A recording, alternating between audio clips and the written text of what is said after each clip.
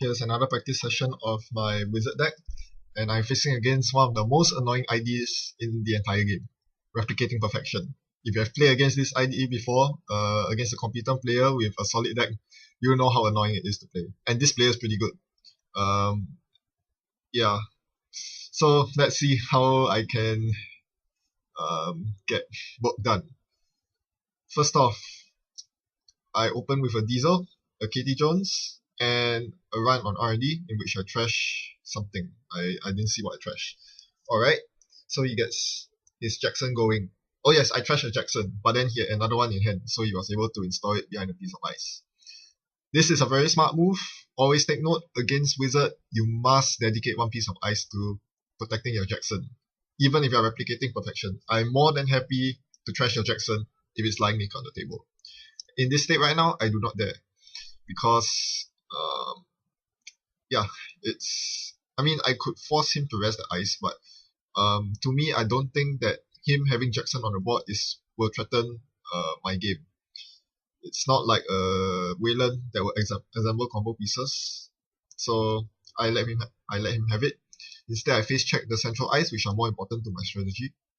And I see a Caprice Nisei on R&D after getting hit by Yagura. Alright, very well. So now I know I need to get my York out, so it's time to go digging for it. I also have a Knight in hand, which is very good. In case he tries to sneak an agenda behind a single piece of ice, he's gonna get it hard from me. But of course, any competent player won't do that, and he's no exception. So what he does instead is to solidify his economy with Sundew. What I do is to spend one entire turn raking up credits. I'm planning for a power turn next turn where I trash his Sundew. I couldn't do it this turn because I was in a weak board state. Now I have a strong board state. I have 16 credits. I have a Knight in hand. I'm ready to go out on a rampage. Unfortunately, he ices up the Sundew, so that's tough for me. But I know I still need to trash that Sundew. Even though he has played the Celebrity Gift and is showing that he is very rich, I can't afford to let him get even richer because I know that there are ashes waiting for me, and Caprice Niseis. I don't want to deal with those.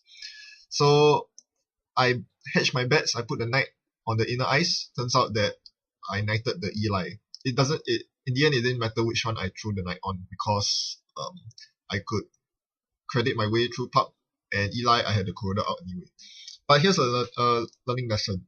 If you are playing Knight and you are forced to plant your Knight on one of two pieces of ice, usually the inner ice is the choice you go for because you want to face the outer ice, and from there you can decide whether you have enough credits to jack out or continue the run. If you place your Knight on the outer ice and the inner ice stops you, you just wasted your credits breaking the outer ice, which is not good. Alright, enough of me rambling. What he did was to intern his Sundew back into the server, which was a horrible, awful move for me. Very smart play from him. I should have seen it coming because he sort gifted the interns to me. That's why I say that RP is so annoying, especially when you have his deck built like that. But I guess it's a good thing for me in the end because he's using his interns on Sundew. This means he's not using it on Caprice Nisei, and Caprice Nisei is much more annoying to deal with. Alright, so I continue on building up drawing more cards. I need more cards because I still need to find my York. That is the number one key factor, and hopefully a medium to go with it, so I can rampage on his R&D, which is completely open for my pickings.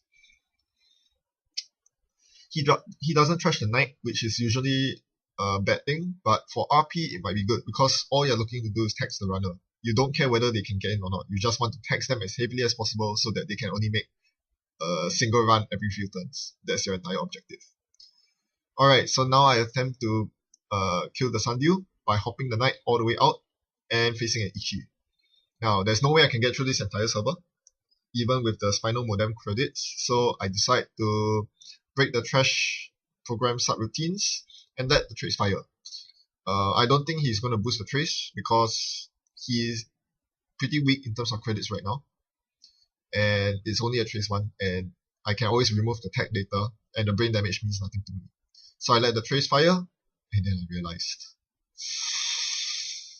I was using spinal modem, so I'm actually taking 2 brain damage. That was not worth it at all. And I still spent my last click removing the tag, so even though I forced 6 credits out of him, I took 2 brain damage and I lost 2 credits and the next click. That was completely not worth it for me. That was the stupidest decision I made the entire game, and it kind of slowed me down because both my demolition run and nerf agent got hit. So yeah, that was very bad for me.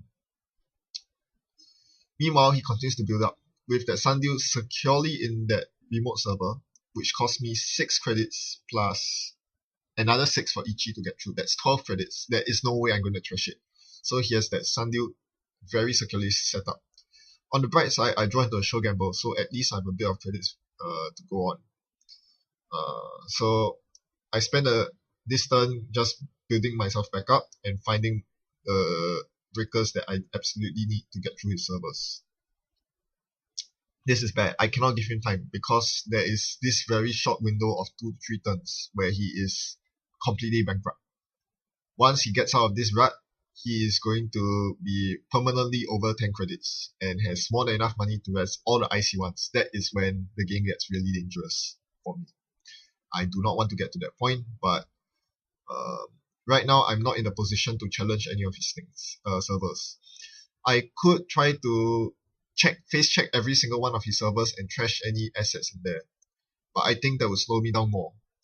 And since I'm letting him get his Sundew off anyway, I might as well just let him get all the credits he wants, because challenging his remotes will cost me a lot of time. It will cost me at least half my turn to challenge all the remotes, because I need to spend 1 click to make a central run. So right now, since I joined to 2 sure gambles, I take unload KT and I play the sure gambles, so now I'm in a very sure position.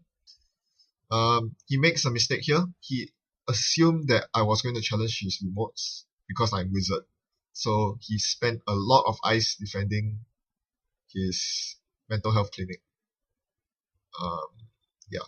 And another mistake by me is that I kept thinking that I have max hand size of 3, when in fact his mental health clinics are giving me the hand size that I need to play. So I should have made use of the bigger hand size, but oh well, that's a small point. Moving on from that, I installed the John Masanori because I was intending on a very huge play next turn. I host a knight on his HQ, and I begin to make a run. It's an Ouroboros that he reveals, and I break through it as well as the Eli behind it. The 17 credits that I started this turn with really came in handy. And the Dirty Laundry allows me to make another run, because now I'm up to 9 credits, and it costs me 8 to get through that server. Usually it costs me 6, because Ouroboros allows I can bounce off the first subroutine of Ouroboros, but unfortunately I'm playing Spinal Modem and I really do not want to take another brain damage, so I have to pay the entire 8, and I trash the Ash and I score an Unisave to my utter delight, because had it been an NAPD contract I wouldn't have been able to score it, and I knew that he had 1 in hand after seeing his hand through Celebrity Gift, so I got really lucky there. He didn't attempt to score any agendas out, and as a result, I was able to pick off 2 easy agendas. Yes, so in response to that, of course, he ices up HQ, which is always the right thing to do. Meanwhile, I can spend this time, while he's spending time defending his servers, I can spend this time accumulating my economy. I tap KT, and I was thinking of what else to do with my last 2 clicks. There's nothing much I can do with those clicks. Usually I will be challenging remote servers, but this is RP, so I can't do that. So instead, I gain credits, I believe, because now credits is my biggest limitation with all his taxing eyes out there. I spend about 1 or 2 clicks every turn drawing cards, and yes, I hit the York. Perfect. But I cannot let him show him the York yet, because if I do, what happens? Yep, he's going to ice up R&D and close my window of attack. I think this is one very big weakness of my Whizzard deck. It is completely reliant on the court making mistakes. If the corp allows me to get through R&D or HQ for free, they are doomed. But any smart corp won't let that happen. They'll always leave at least one piece of unrest ice over the HQ and R&D, so I cannot get through.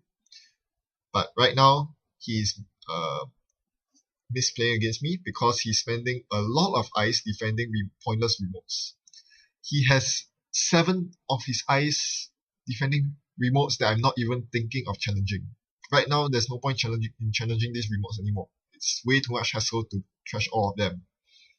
So, fine, I let him spend all his ice defending his remotes when he should be spending those ice defending his centrals.